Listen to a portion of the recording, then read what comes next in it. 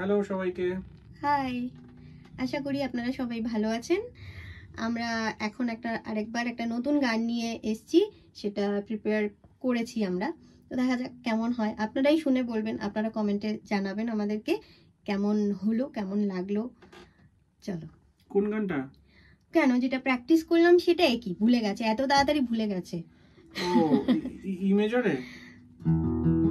হ্যাঁ, पल पल। হ্যাঁ, पल पल ठहर जाओ, अलका याग्निक के गावा बॉलीवुड सॉन्ग तमाशा मूवी, है तो? अच्छा।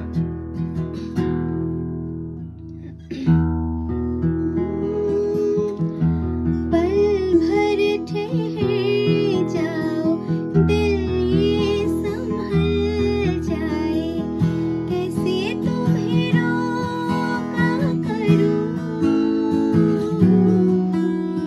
मेरी तरफ आता हर गम फिसल जाए, आँखों में तुमको भरूं, बिन बोले बातें तुमसे करूं, अगर तुम साथ हो, अगर तुम साथ हो,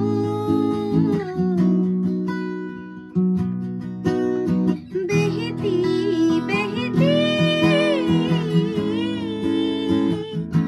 लहर नदियाँ से तेरी दुनिया में मेरी दुनिया है, तेरी चाहतों में मैं ढल जाती हूँ, तेरी आदतों में, अगर तुम साथ हो,